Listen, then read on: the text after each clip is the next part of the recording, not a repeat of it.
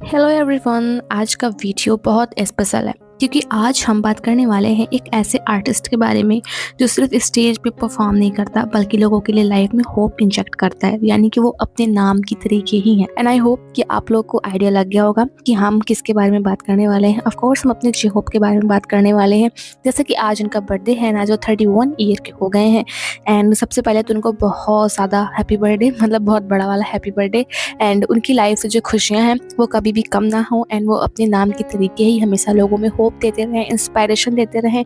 और जैसा कि उनको सनशाइन भी कहा जाता है बीटीएस का, सो आई होप कि उनके चेहरे से कभी भी स्माइल ना हटे, हमेशा वो शाइन करते रहें, मुस्कुराते रहें। तो आज जो है हम इस वीडियो में ना उनकी स्टोरी के बारे में बात करेंगे, उनकी लाइफ स्टोरी के बारे में बात करेंगे, डेब्यू डेज, चाइल्डहुड, एंड वो कैसे मतलब यहाँ तक पहुँचे, एंड उनकी मिलिट्री सर्विस हुई, एंड अभी तक का पूरा सफ़र, उनका 13 से 14 साल का जो सफ़र है, 15 साल का, उसकी हम पूरी बात करेंगे। सो ये स्टोरी है जंग हो सेओक की। आई थिंक हर आर्मी को उनका फुल नेम पता होगा। जे होप उनका स्टेज नेम है, जैसे कि त्यों का वी है, नाम जो उनका आरएम है, उसी तरीके से इनका जो है जंग हो सेओक पूरा नाम है, जिसे दुनिया जे होप के नाम से जानती है। और हाँ, वो प्राउड मेंबर हैं बीटीएस के। लेकिन उनकी जर्नी सिर्फ एक ग्रुप मेंबर की स्टोरी नहीं है, ये स्टोरी है डिसिप्लिन, स्ट्रगल और सेल्फ बिलीव की। एंड आई होप कि आप जो है उनकी स्टोरी को सुनने के बाद में बहुत ज़्यादा इंस्पायर होंगे। और हाँ, वीडियो को लास्ट तक देखिएगा क्योंकि लास्ट में उनसे जुड़ी हुई उनके बर्थडे पे एक बड़ी अपडेट भी आई हुई है। उस अपडेट को वीडियो को एंड में दूंगी। तो चलिए बिल्कुल बिगिनिंग से स्टार्ट करते हैं। जंग ह्योसेक यानी कि मैं जो जे होप है, उनका जो जन्म हुआ था, यानी कि जो बर्थ हुआ था, वो 18 फरवरी 1994 को हुआ था। यानी कि आज के दिन 1994 में हुआ था। ग्वांगजू में हुआ था, साउथ कोरिया में। बचपन से ही उनके अंदर एक अलग सी एनर्जी थी। वो नेचुरली ब्राइट थे, एक्सप्रेसिव थे, और सबसे इम्पोर्टेंट, उन्हें डांस से प्यार था। सिर्फ नॉर्मल इंटरेस्ट नहीं, ऑब्सेशन लेवल का प्यार था। लेकिन उन्हें हमेशा से डांसर बनना था। लेकिन जो उनके पापा थे वो हमेशा इस चीज़ के खिलाफ थे और बहुत ही एक स्ट्रिक्ट फादर थे। वो कभी नहीं चाहते थे कि उनका बेटा एक डांसर बने। जे होप एक स्ट्रीट डांसर भी थे। जैसे हमारे यहाँ इंडिया में बच्चे होते हैं, गली क्रिकेट खेलते हैं, वैसे ही ना इस तरीके से ये जो है क्रिकेट, इसी तरीके से ना ये डांस किया करते थे, स्ट्रीट डांसर थे ये। सो इनके जो पापा थे बहुत ज़्यादा मतलब अगेंस्ट थे इसके। वो कभी नहीं चाहते थे कि उनका जो बेटा होगा वो डांसिंग करेगा एंड डांसर बने। एंड जे होप जिस स्कूल में पढ़ा किया करते थे ना, उसी स्कूल में इनके पापा पढ़ाई किया करते थे। इनके पापा एक लिटरेचर टीचर थे, यानी कि जो साहित्य होता है ना, उसको पढ़ाई किया करते थे। एंड जे होप जहाँ पढ़ते थे वहीं पे ये पढ़ाते थे। इनकी एक बड़ी बहन है, उसका नाम है जंग जीवू, आप लोग जानते ही होंगे। वो है नीफ नीफ, एक स्किन केयर ब्रांड है, उसकी वो सीईओ है, यानी कि उन्हीं का ब्रांड है। वो इनसे 5 साल बड़ी है, वो 36 साल की है। एंड इनकी मदर जो है वो एक आइडल हाउसवाइफ है, मतलब वो कुछ भी नहीं है, जस्ट हमारी जैसे मम्मियाँ होती हैं उसी तरीके से उनकी मम्मी भी हैं। सो आज जो जे होप है उनको जो है हमारे बीटीएस का सबसे अच्छा डांसर माना जाता है और मेन लीड भी माना जाता है रैपिंग में, यानी कि उनको रैपर भी कहा जाता है। लेकिन वो स्टार्टिंग से रैपर नहीं थे। स्कूल के बाद जब बाकी बच्चे कैजुअली टाइम स्पेंड करते थे, होसियोक प्रैक्टिस करते थे। उन्होंने जॉय डांस एकेडमी ज्वाइन की और वहाँ उन्होंने अपनी फाउंडेशन बिल्ड की हुई थी। वो अंडरग्राउंड कंपटीशन में पार्टिसिपेट करते थे और जीतते भी थे। लोग उन्हें सीरियस डांसर के रूप में देखने लगे थे क्योंकि उनकी डांसिंग स्टार्टिंग से ही बहुत ज़्यादा अच्छी थी। डांस उनकी आइडेंटिटी बन चुका था। फिर आया टर्निंग पॉइंट। उन्होंने बिगिट एंटरटेनमेंट के लिए ऑडिशन दिया और सेलेक्ट हो गए। लेकिन सबसे इंटरेस्टिंग बात यह है कि वो कंपनी में रैपर के लिए नहीं आए हुए थे, मतलब वो ऑडिशन देने के लिए आए हुए थे as a dancer, not a rapper. फिर वो डांसर हो गए, बस एक passionate dancer. Training life easy नहीं होती। Long practice hours, strict evolutions, constant comparison और मेंटल प्रेशर। एक वक्त ऐसा भी आया जब होसियोक ने कंपनी छोड़ने तक का डिसीजन ले लिया था। इमेजिन करो, अगर उस वक्त ये क्वाइट कर देते तो आज की स्टोरी यहीं पे खत्म हो जाती। हम किसी जे होप को नहीं जानते, ऐसा कुछ भी नहीं होता। उस टाइम पे क्वाइट करना चाहते थे लेकिन ये वापस आ गए थे। एंड उस टाइम तक इनकी जो फैमिली थी वो भी इनको बहुत ज़्यादा सपोर्ट करने लग गई थी। इनकी जो ऑब्सेशन था डांस वगैरह को लेकर के, उनसे जो था इनके पापा बहुत ज़्यादा प्रभावित हुए थे एंड उन्होंने भी फिर सपोर्ट करना स्टार्ट कर दिया। एक मिडिल क्लास फैमिली से थे, मतलब कि सबसे अगर देखा जाए बीटीएस में सबसे गरीब फैमिली से त्योंग, क्योंकि वो किसान थे। सो जे होप जो है ना वो एक मिडिल क्लास फैमिली, जैसे कि फैमिलियाँ होती हैं वैसे ही फैमिली में हुआ करते थे। सो लेकिन फिर जो था, जब उन्होंने छोड़ने का डिसीजन लिया, लेकिन फिर से वो वापस आ जाते हैं, वो कम बैक करते हैं और वही डिसीजन उनकी लाइफ का बिगेस्ट टर्निंग पॉइंट बन जाता है। उन्होंने रैप सीखना स्टार्ट किया बिल्कुल जीरो से। उन्हें रैपिंग बिल्कुल भी नहीं आती थी। उन्होंने फ्लो, रिदम, राइटिंग सब कुछ एकदम स्टार्टिंग से सीखा, ज़ीरो से। वो सिर्फ सर्वाइव नहीं करना चाहते थे, वो इम्प्रूव करना चाहते थे। धीरे-धीरे वो सिर्फ मेन डांसर नहीं, लीड रैपर भी बन गए और वो बीटीएस को जॉइन करने वाले यानी कि बिग हिट एंटरटेनमेंट को जॉइन करने वाले तीसरे मेंबर थे। 2013 में बीटीएस ने डेब्यूट किया हुआ था जून में।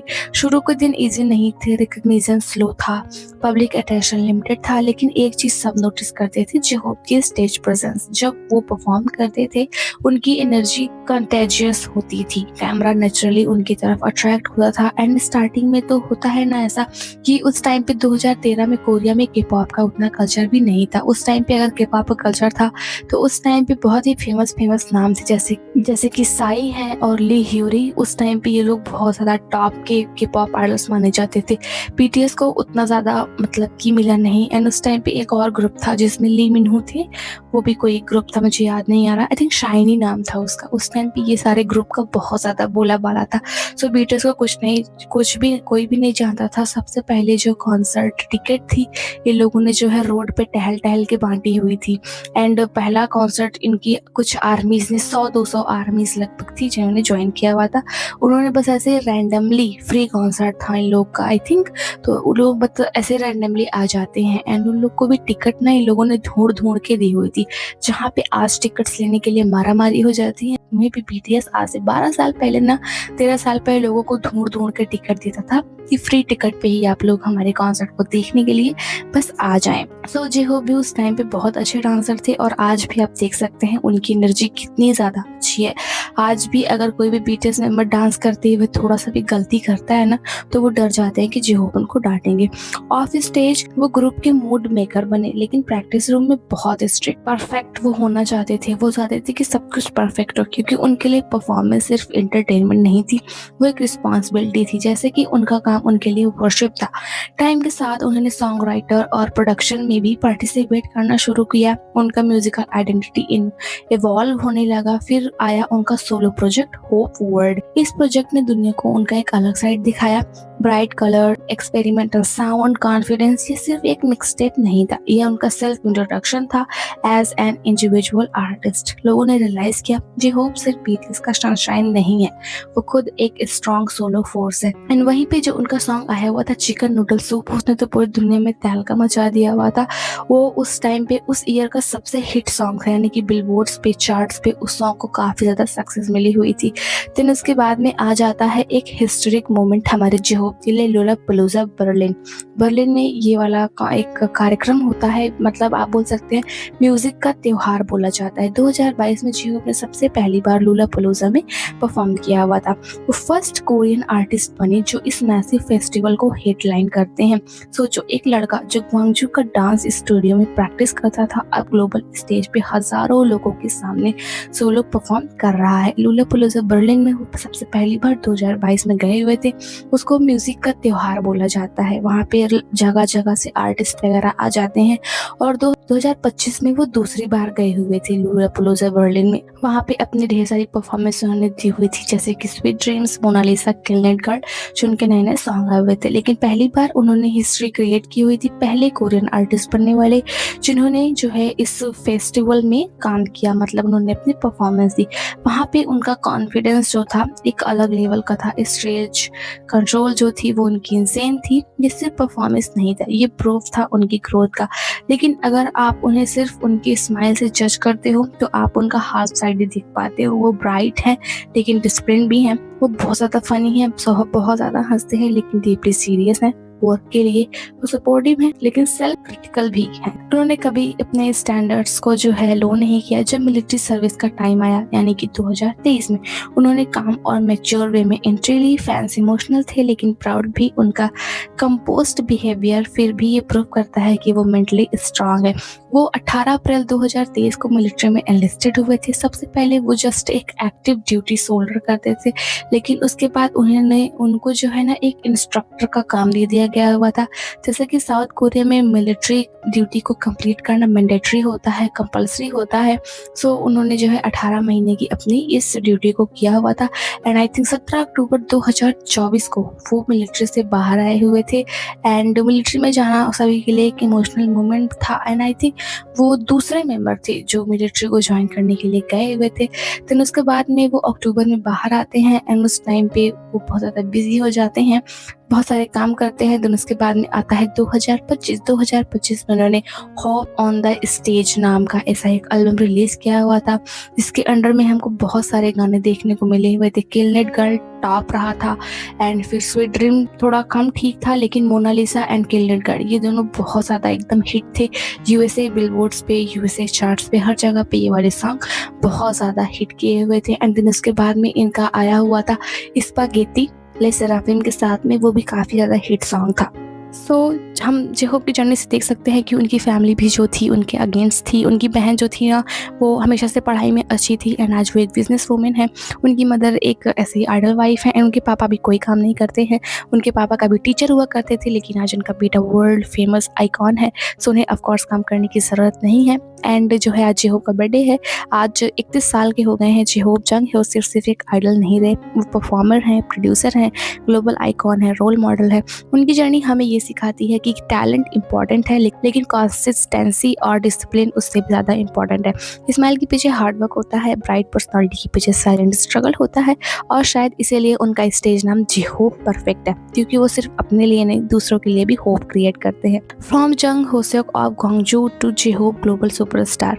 सो आई थिंक कि आप लोग को इनकी जो है लाइफ स्टोरी पसंद आई होगी। स्ट्रगल हर किसी के लाइफ में होते हैं, जेहोप के लाइफ में भी थे।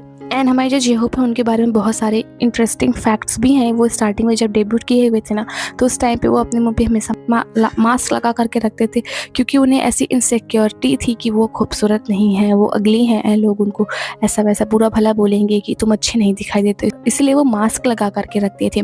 सो स्टार्टिंग के डेज बीटीएस के लिए बहुत ज़्यादा टफ थे एंड आई थिंक टफ थे, इसीलिए वो सबसे ज़्यादा आज चमक भी रहे हैं। 13 साल हो गए हैं उनके डेब्यूट को, लेकिन आज भी उनके बीच का प्यार वैसा ही है और वो दिन ब दिन और ज़्यादा फेमस होते जा रहे हैं। So happy 31st birthday to the man who turn passion into power and hard work into history.